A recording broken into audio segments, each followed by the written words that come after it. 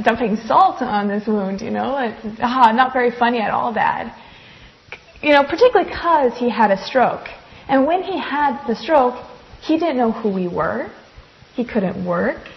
I felt like I lost my father. And so now to talk about something like this, you're crazy. You don't know what So he had these experiences after he had the stroke, is what you're saying? Yes. Okay. So I thought. He must have recovered fairly well, though, to be able to communicate. I mean, he didn't have like speech impairment or anything like that from the stroke. He did a bit, yeah. Okay. Mm-hmm.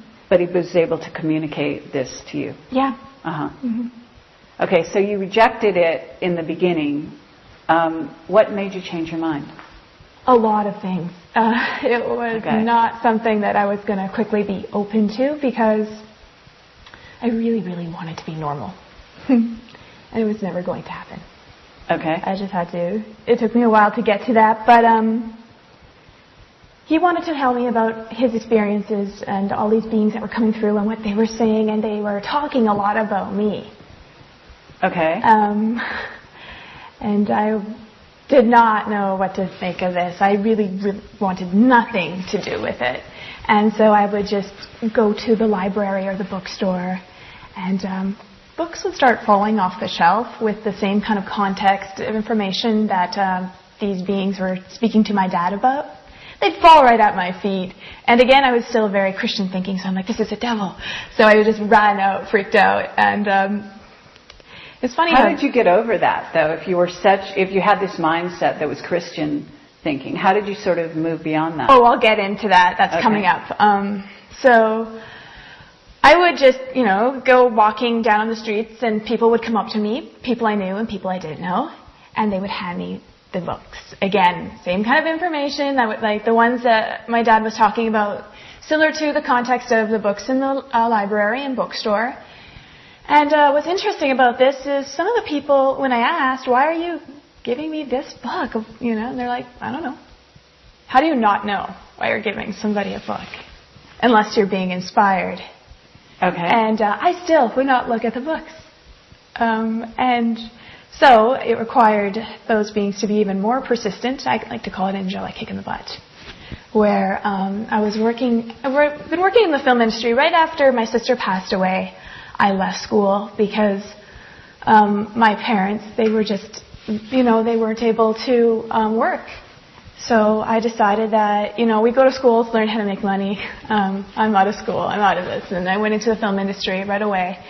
My very first day of extra work, I got lines. And so I thought that was normal. The next day, I'm like, when do I get my lines? And they're like, you don't? So, where is I going? So what happened? What did you do then? You didn't get lines. Are you saying you just became an extra? I did extra work. I did acting. I did stunts. I did stand-in. I did crew work.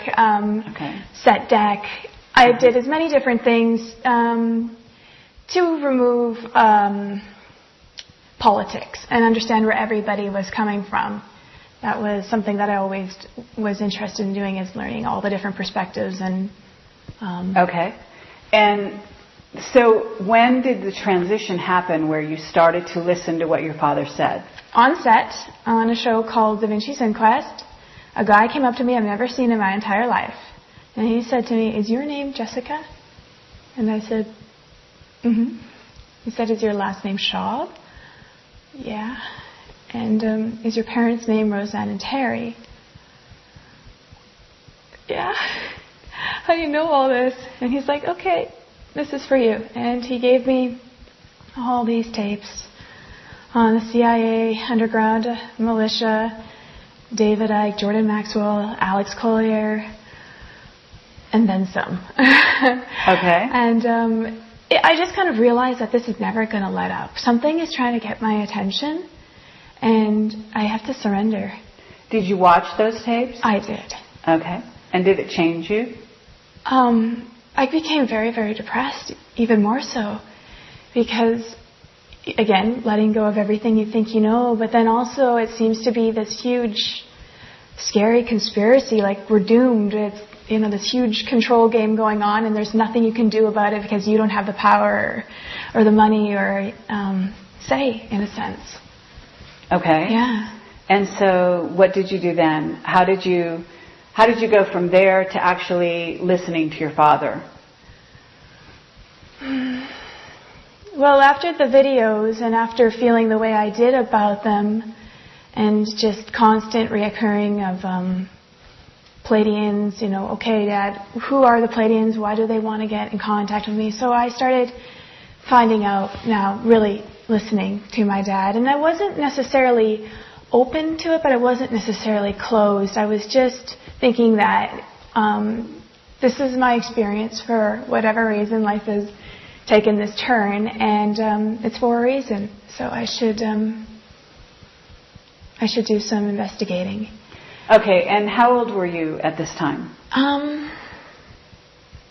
I'd say about 17. Yeah. Okay. A year later.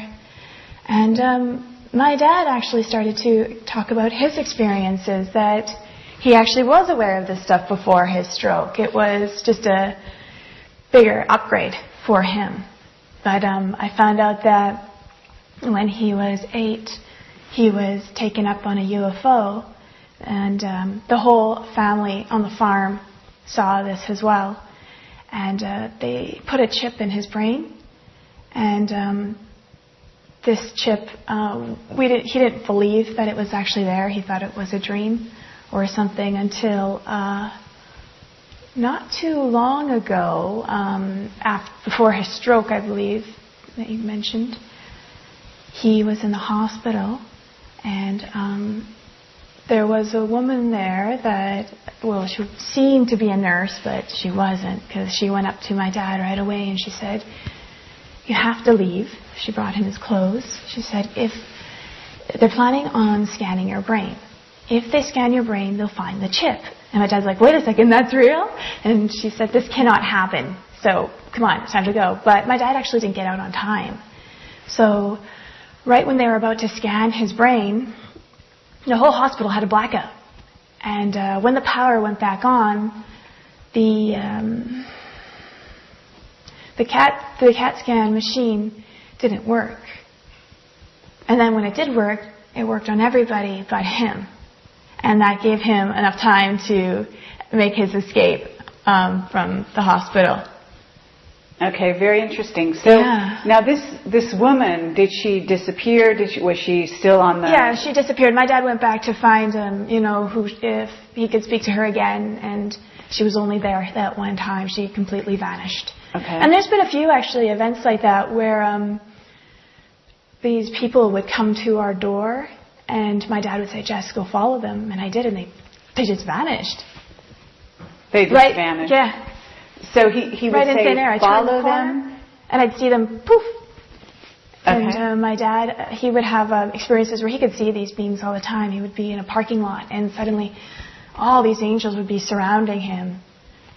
So he had many experiences like that, and he always tried to interpret it and explain it to us, which was very, very fascinating. It started to become, okay, wow, something is going on here. And what did your father do for a living before he had a stroke? My father was a businessman. He had his own company called Beverly Hill Homes, which he ran with my mother, and it was very successful. And then he was a master of many things, a jack of all trades. In Winnipeg, he built houses. He designed them, architecture-wise, and he also put it together, carpentry. And they're very beautiful homes as well. One, which I have fond memories, is the Castle House. And he also was a chemist. He invented bendable concrete. Because he was very honest and trustworthy, he ended up getting taken, and somebody stole that idea and took it to China. And that really devastated my mother. They ended up losing all their money, really having nothing. And then my father, through the latter years, he made furniture, cutesy kind of furniture. Okay. Yeah. So you're in this situation. Your sister has passed. Mm-hmm. You're learning about ETs, and what happened that actually sort of progressed you to where it wasn't just your father having experiences, but you started to have them? Okay. Wow. Well, I started to learn about the ETs, I'm still